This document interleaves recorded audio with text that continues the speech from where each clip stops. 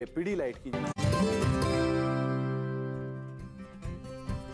नमस्कार, आपका स्वागत है और शुरुआत यहां पर आज गुआर के साथ कर लेते हैं क्योंकि गुआर गम और सीड दोनों की कीमतों में तेजी देखने को मिली है।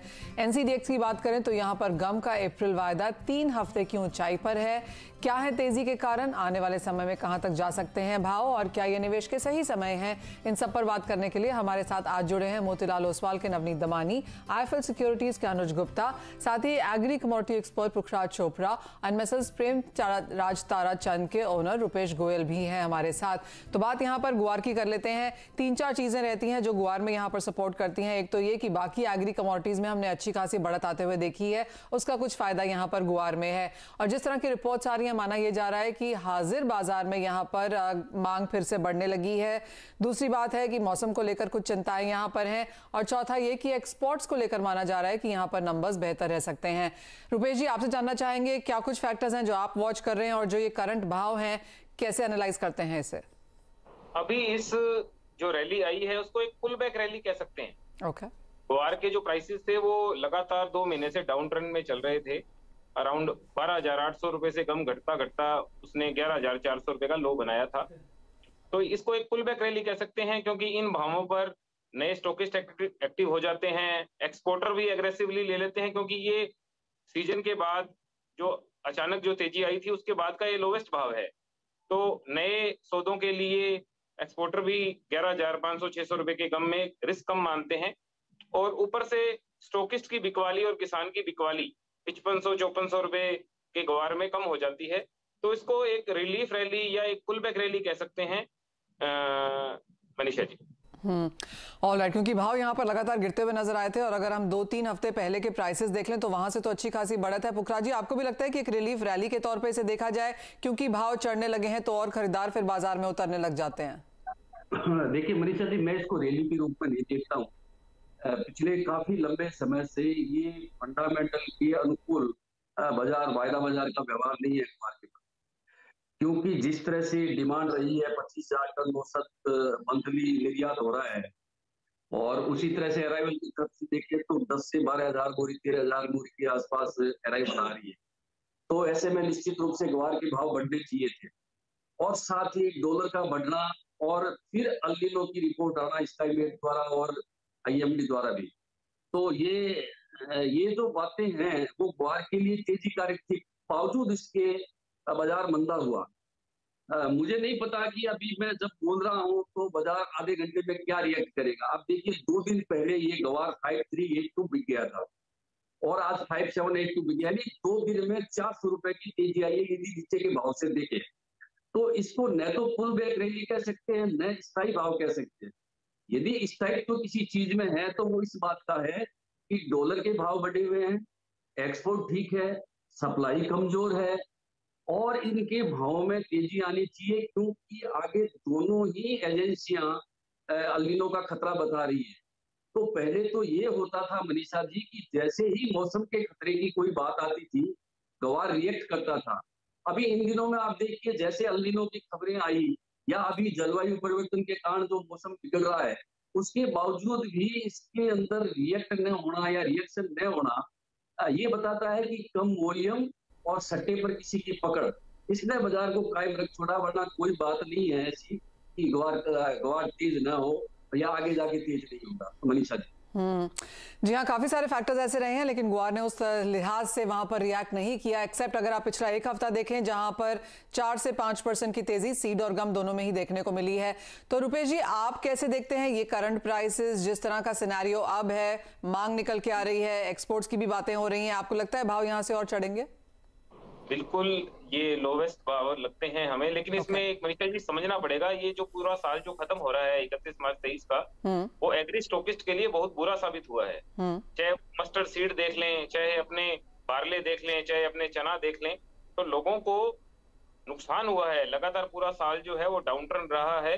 तो 31 मार्च को जब बुक्स क्लोज करने का समय आता है और इंटरेस्ट पेमेंट करने का समय आता है तो घबराहट के कारण जो बिकवालियां आती हैं फरवरी ऑनवर्ड्स, उस वजह से ही ये भाव बने हैं गुआर और गुआर गम के 11,500 और 5400 रुपए। क्योंकि पूरा साल जो है यूक्रेन युद्ध की वजह से लोगों ने अप्रैल मई में बहुत चीजों को बहुत ज्यादा एक्यूमुलेट किया था। मस्टर्ड तो जो 8,000 रुपए वाली है वो 5,000 रुपए हो गई। चना जो है वो 5500 वाला 4500 है। सरकार की नीतियां जो है वो इन्फ्लेशन को डाउन करने के लिए रही, ब्याज दरें 3% बढ़ चुकी हैं, लोगों की कॉस्ट जो है स्टॉकिंग की बढ़ी है, तो इस वजह से पूरा साल जो है वो स्टॉकिस्ट के लिए, एग्री इन्वेस्टर्स के लिए बहुत बुरा साबित हुआ है, इसीलिए ग्वार के प्राइसेस हुए हैं। और अब इसको ये जो रिलीफ रैली है और अल नीनो की जो बात है, अल नीनो के बहुत अच्छे चांसेस बताए जा रहे हैं। अगर अल नीनो अगर आता है और व्यापक रूप से बारिशों में कोई कमी होती है तो ग्वार के प्राइसेस नए हाई बना सकते हैं।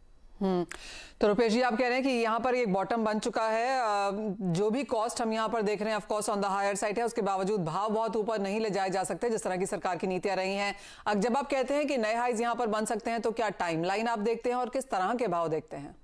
जून जुलाई अगस्त ये 3 महीने जो है वो ग्वार की सोइंग के जो मुख्य महीने होते हैं, उसमें सबसे ज्यादा अल नीनो आने के चांसेस दोनों एजेंसियां बता रही हैं। तो ये जो समय है उसमें ग्वार जो है वो डिमांड और सप्लाई पे ना चल के मानसून का एक प्योर सट्टा हो जाता है और हर साल इसमें 20-25% की रिटर्न उस समय आती है। तो होपफुली, वैसे तो देखो देश के लिए सबसे जरूरी बढ़िया बारिशें हैं, लेकिन अगर अल नीनो आएगा तो ग्वार इन्वेस्टर्स के लिए क्विक रैली आ सकती है। पुखराज जी, आप कैसे देखते हैं? क्योंकि अगर पिछले 4-5 सालों का डेटा उठा के देख लिया जाए तो हमने भाव यहाँ पर 7 से 14 हजार के बीच में बनते हुए देखे हैं गम के। अब जिस तरह का साल ये निकल के नजर आ रहा है जहां पर काफी सारी चिंताएं हैं, चाहे वो मौसम है, खरीदारी है, मांग है, अंतर्राष्ट्रीय बाजारों में डॉलर है, रिसेशन की चिंताएं हैं, कच्चा तेल है, कैसे देखते हैं आप फिर यहाँ पर ग्वार के प्राइसेस? देखिए मनीषा जी, अभी जो बाजार है वो अभी 6500 के आसपास होना चाहिए था यदि फंडामेंटल हम देखें और पिछले इतिहास को निकाल के देखें और आगे के बारे में हम डॉलर, मौसम और अभी बेमौसम की बरसात देखें, उससे ये लगता है। जहां तक जून जुलाई अगस्त की बात है, मैं समझता हूँ कि 15 मई तक इसके अंदर मौसम की रिपोर्टें लगभग आ जाएगी और 15 मई के आसपास इसके अंदर एक बड़ी अच्छी खासी तेजी की संभावना मुझे लगती है। अब ये तेजी आएगी क्या नहीं आएगी, हम लोग इसलिए संकोच कर रहे हैं कि ये जो पिछले दिन जो गुजरे हैं फंडामेंटल के अनुसार जो वायदा ने बिहेव नहीं किया, उससे लोगों में एक संकोच सा बना हुआ है कि पता नहीं इतनी अच्छी डिमांड के बावजूद भाव बढ़ेंगे कि नहीं बढ़ेंगे, पता नहीं इतनी कम सप्लाई के बावजूद भाव बढ़ेंगे कि नहीं बढ़ेंगे। जिस तरह से जो सेंटीमेंट आज इसबगोल, जीरा जैसी वस्तुओं में बना हुआ है, वैसा सेंटीमेंट ग्वार में देखने को नहीं मिला और लगातार घटता वॉल्यूम ये भी बता रहा है कि लोगों में निराशा है। तो मनीषा जी, 15 मई तक वेट करना चाहिए और मौसम की भविष्यवाणियों पे निगाह रखनी चाहिए। तो मुझे लगता है कि 15 मई के आसपास अच्छी खासी तेजी बन जाएगी और मैं 15 मई के आसपास यदि अल नीनो की बातें ये जो निकल के आएगी बाहर, तो ये 6500-7000 के आसपास बात हो जाना चाहिए, मुझे ऐसा लगता है। ऑलराइट, चार्ट्स पे भी देख लेते हैं। अनुज, आपको भी चर्चा में शामिल करना चाहेंगे। आपने फंडामेंटल्स तो यहाँ पर सुने ही, लेकिन चार्ट्स पे अगर हम यहाँ पर देखें गुआर, तो आपको कैसा दिखता है? सीड और गम दोनों ही मुझे देखिए, दोनों ही कमोडिटी ने अपना कॉन्ट्रैक्ट लो यहाँ पर बनाया है और कहीं ना कहीं जो हमने परसों लो देखे थे वहां पर काफी अच्छे वॉल्यूम्स एक्यूमुलेट होते हुए दिखाई दिए हैं। अगर आप वॉल्यूम वाइज देखेंगे तो काफी अच्छे यहाँ पे वॉल्यूम देखें, जो कि इंडिकेट कर रहे हैं कि यहाँ पर एक बॉटम फिशिंग एक्टिविटी देखने को मिली है और उसका हमने देखा भी है कि पिछले 2 दिनों में एक अच्छा फॉलो ऑन भी देखने को मिला है। तो मुझे लग रहा है कि कहीं ना कहीं टेक्निकल चार्ट पे जो इंडिकेशन पहले नेगेटिव था वो अब थोड़ा पॉजिटिव होता हुआ दिखाई दिया है। हालांकि अगर हम रेजिस्टेंस वाइज बात करें तो ग्वार सीड में करीबन 5900 एक छोटा सा रेजिस्टेंस लेवल है, अगर वो ब्रेक होगा तो फिर आपको ये 6000 के ऊपर जाता हुआ दिखाई देगा। वहीं अगर हम ग्वार गम की बात करें तो 12500 एक स्ट्रॉन्ग रेजिस्टेंस लेवल है, अगर वो ब्रेक होता है तो फिर ये आपको 13000 की रेंज में जाता हुआ दिखाई देगा। हालांकि पिछले 3 दिनों में जो एक पॉजिटिव मोमेंटम बना है और आज भी हम देखें तो पॉजिटिव टेरिटरी में ट्रेड कर रहा है, तो डेफिनेटली एक मोमेंटम पॉजिटिव होता हुआ दिख रहा है। तो यहाँ पर खरीदारी की सलाह रहेगी। हमें लगता है कि जल्दी ही आपको ग्वार सीड जो है 5900 और ग्वार गम 12500 के लेवल को ब्रेक करता हुआ दिखाई देगा। टेक्निकल चार्ट पॉजिटिव इंडिकेशन दिखा रहे हैं अभी। जी हाँ, और बात करते करते ही यहाँ पर तेजी हमने फिर से बाजार में लौटते हुए देखी है, चाहे